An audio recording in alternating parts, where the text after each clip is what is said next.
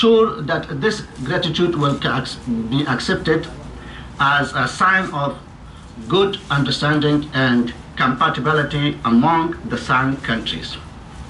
Today's gathering has invested a sort of dialogue of civilization and cultures in our mind, and the holding of such gathering contributed to the better understanding and compatibilities of cultures and civilizations.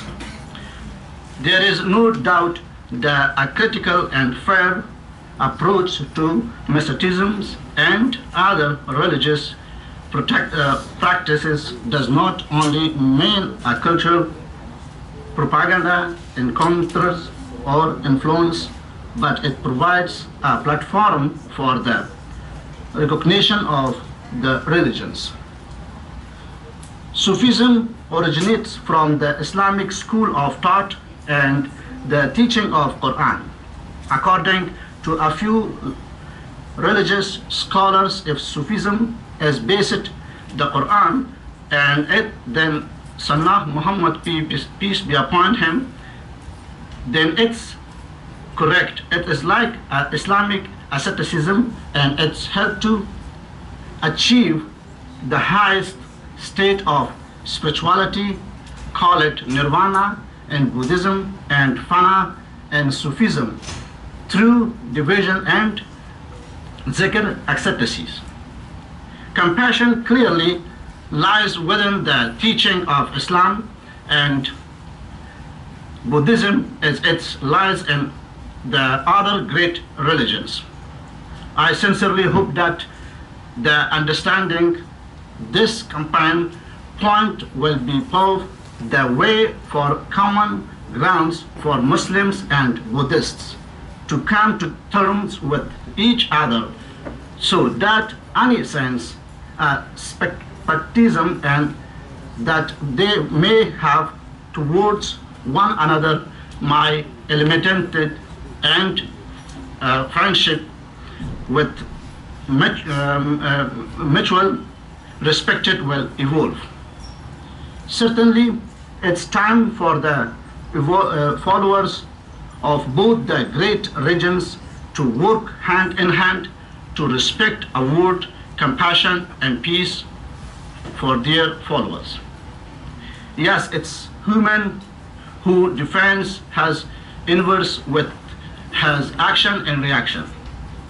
Regions is a matter of pride and honor for all human. Bring peace, bring because it is the best guide and servant of mankind for the evil, hades, and aberrations, and can guide us and all other human society with spirituality and holy text. Undoubtedly, Islamic mysticism and Sufism are a significant and influential phenomenon in Afghanistan and in Central Asia, and have always played a significant role in the formation of intellectual, social, and even political movements. For example, we can mention the common orders of Sufism in Afghanistan, Chishti, Qadriya, and Naqshbandiya, that nurtured the famous Sufism like Khwaja Mayuddin Chishti. The way of living and teaching of Buddha have had a great deal of influence on the Muslim culture and civilization, especially in areas where Buddhists used to live. The geographic location of Afghanistan has had a very big influence on the religious inclination of the people more than time immemorial, whether it was at the time when it flourished the Zoroastrianism there, or when it became the center for the dimension of Buddhism, or when it presented scholars to the Islamic world who have influenced the scientific, culture and religious field of Islam. Even today, the remains of the culture and the religious side say the same story. Buddhist temple and sculpted stones statues on Bamiyan rocky cliffs in the heart of Afghanistan are the favorite sites of tourists, researchers and special of Buddhist art and culture, each of which has portrayed our shared material and spiritual sides. If we look properly at our surrounding, we can find hundreds of cultural commonalities, one after the other, that are connecting our social relation and bring us together. But in our area, secularism, Christian militancy, fundamentalism of Daesh and Al-Qaeda in the name of Islam, and the violence of the Burmese Buddhists have strayed the path on and made it place tougher for the morality and beauty. Or the good behavior of Muhammad, peace be upon him, the unsparing love of Christian alayhi salam, and the compassion smell of Buddha, not a common material and spiritual assets that have been lost? Certainly yes. It is necessary to discuss together and look for the ways for proximity and closeness amongst the nations and world religions. That's why the Embassy of the Islamic Republic of Afghanistan in New Delhi initiated diverse cultural programs aimed at better understanding among the two countries, and annual holds dozens of programs with well-known Indian institutions. For example, the first Jain Culture Week in India campaign for the identification of similar culture, holding of more than 10 art exhibitions related to Afghani clothes and products, and now deciding to organize many such programs in near future. Once again, I express my heart thanks to the organizer of these programs. We expect to organize many other programs together in near future. Thanks for your attention.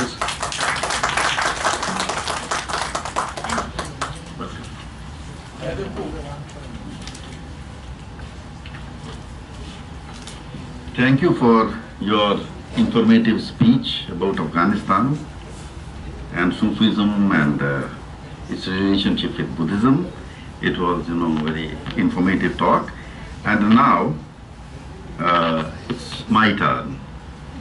And I would like to tell you that I'm not here at this moment speaking on behalf of, FOSWAL. I am speaking in my independent capacity. So these views which I express are not necessarily FOSWAL's. It's my personal views. And I come from a place which is called Auditorium, where religion is not allowed. You can only talk about spirituality and higher consciousness, but no form of religion or religious agenda is allowed. And this city has, say, about 40% Indians and 60% people drawn from 55 countries of the world, including Morocco, Kazakhstan, and Iran, Israel, whole of Europe, US, everywhere, and their even visa rules are different, and nobody is allowed to own personal property. The house I buy, I do not become its owner, I am just called a steward of that house, and I live there, and once I am no more, it passes to another person. So you pay for the house, but it's not your own.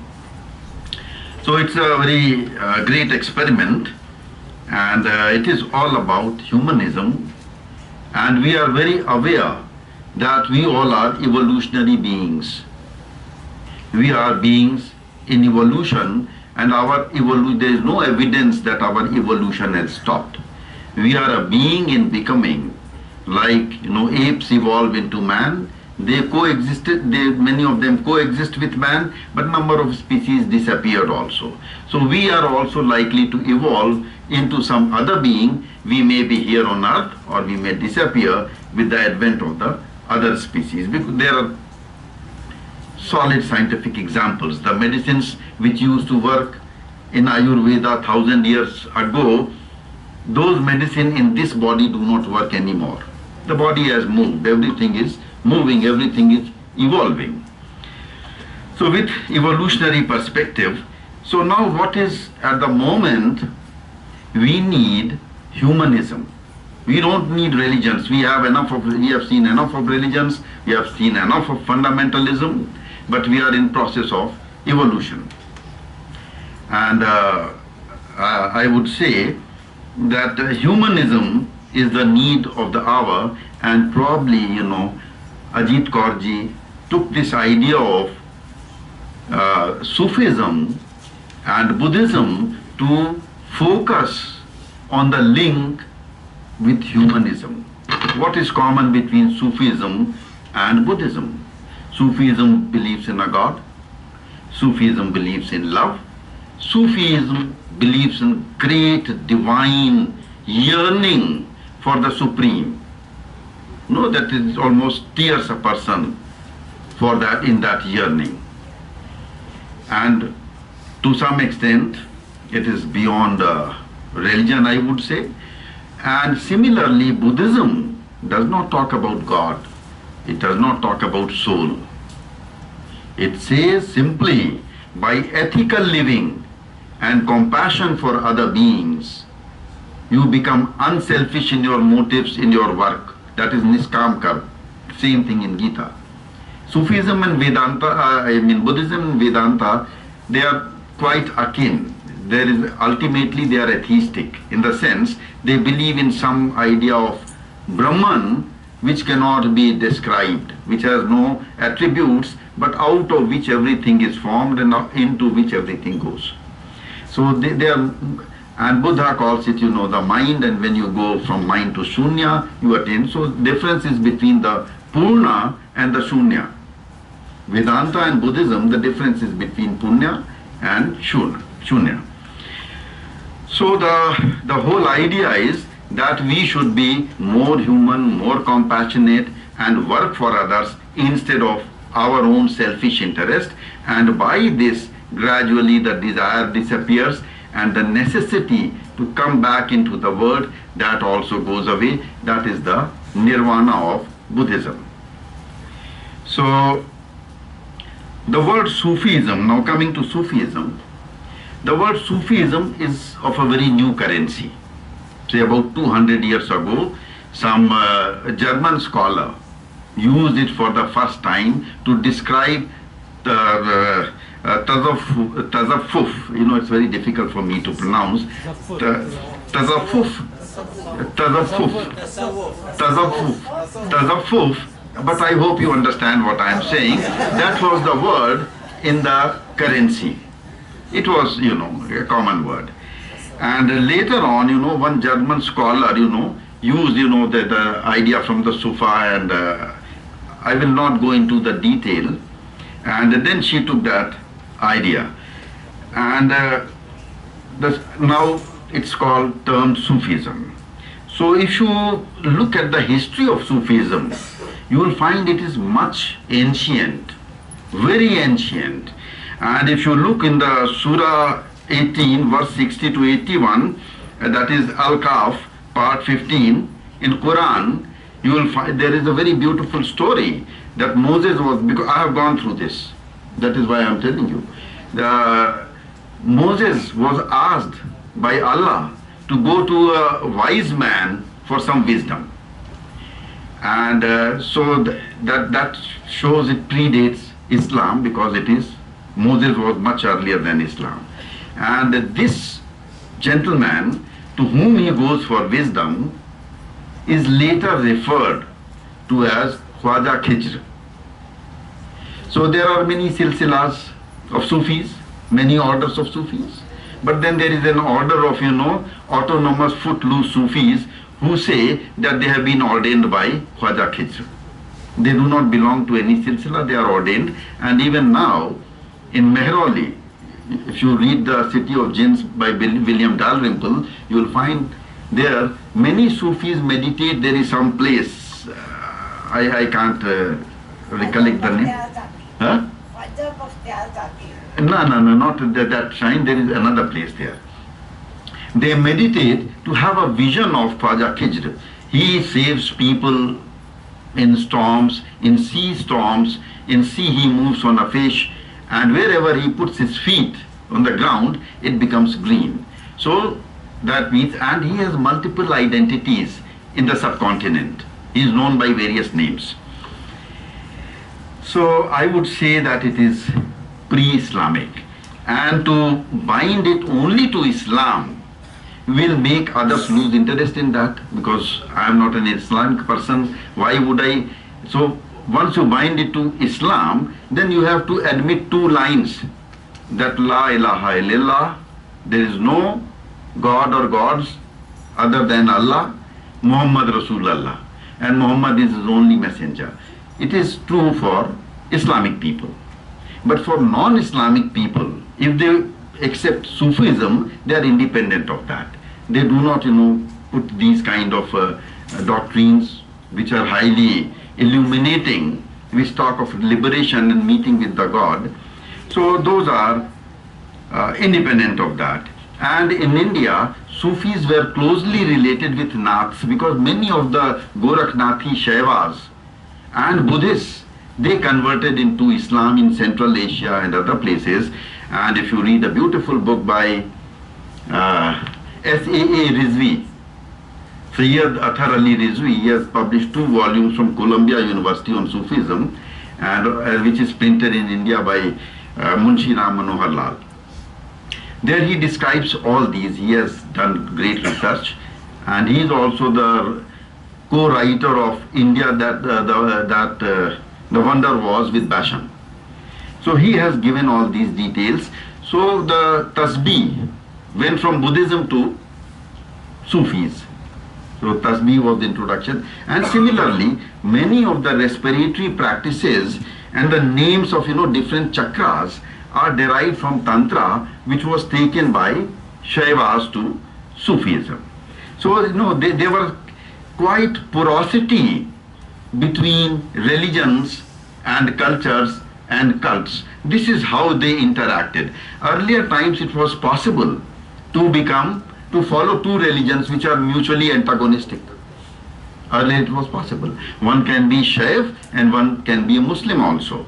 So there are, in the list of Gorakhnathi Siddhas, the enlightened beings, there are 2 Hajis.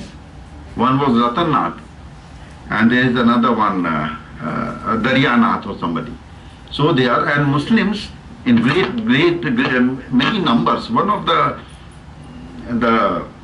abbot of a Nath temple is an ex-Muslim. But nowadays things are falling apart. But I still say, with due respect to you, India is in golden age. The present age is the golden age. We cannot go back to past. Present is the golden. This is the springboard from which we leap into the future. I will not go into all those discussions. So Sufism in India is very varied, because people of other religions also follow these Sufi masters. They do not take those 2 lines of Shahada, but they follow the principles which are universal in nature. They are beautifully taken. And then Sufism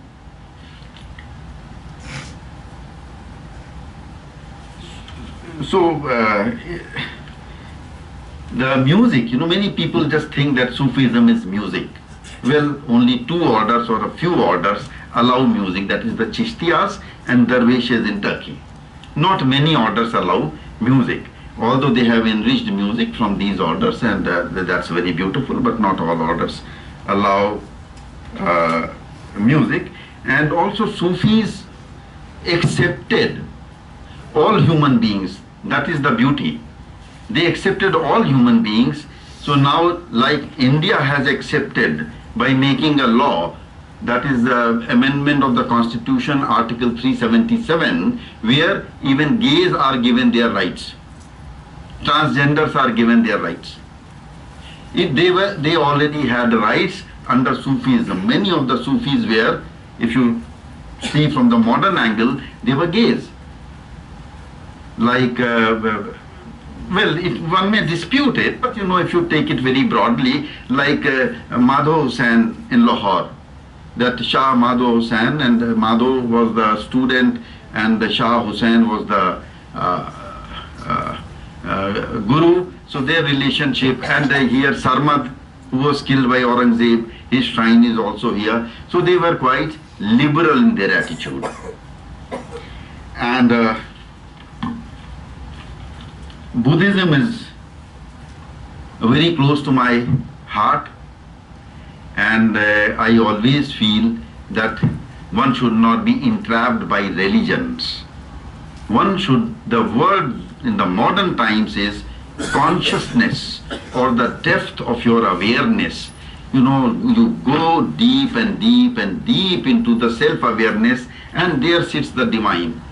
So whatever action you do in life, it should be from the standpoint of your highest consciousness. So says the Gita and other religions also. And Buddhism simply preaches an ethical life, no harm to others, compassion. Each action that you do should have compassion in it, and it should not be selfish. So selfless action, and that is good enough whether you believe in God, you don't believe in God, you have yearning, because everyone can't have yearning. Each person is different, and each person has his own way to follow divine, and he is not forced to follow divine. Atheists are much better persons than many theists. So it is not necessary that one should impose on you what you should do and what you should not do. So Buddhism that way simply tells you, lead an ethical life, and you reach where? You reach the same consciousness by ethical life which religious people may reach by tapasya or other means. So Buddhism is also a religion for the modern people who don't want to believe in God, who do not have aspiration. There are many religions. I am not saying, these are just two classical cases which are taken. All are invited in this meeting, all present their views. So this is what I wanted to share with all of you, and thank you for a very patient listening. And you may agree with me, you may disagree with me, but there are various points of views. So this is one point of view from the people sitting here. And now the time for vote of thanks is there. So now I am back to FOSWAL. That was my personal talk, and now I am the director of FOSWAL. So I would like to, on behalf of the chairman, Mrs. Ajit Kaur, I'd like to express my thanks, first of all and foremost, to Sahitya Akademi for hosting this important event where the literateurs who talk about human unity and harmony, they come together. Thank you very much, sir. Dr.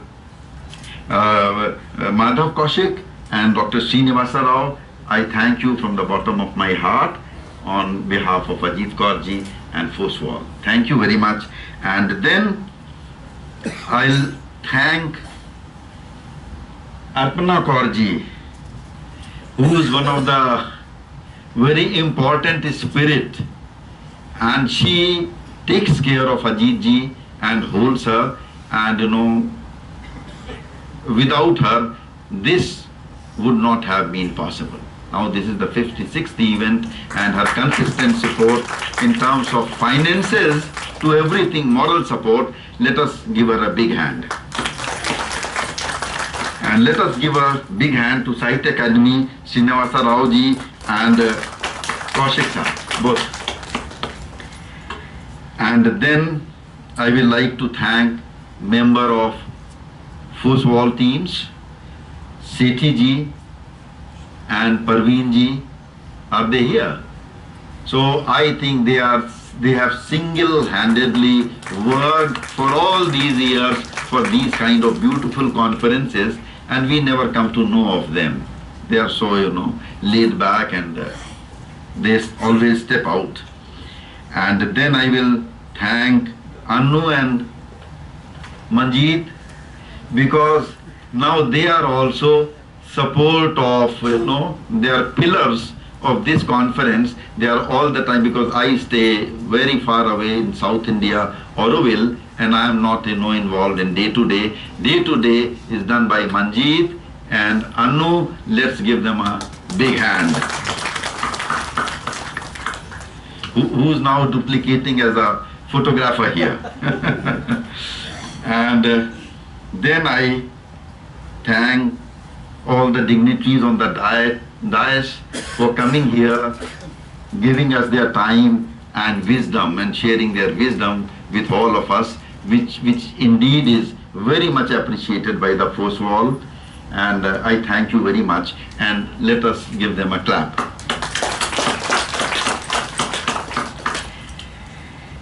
And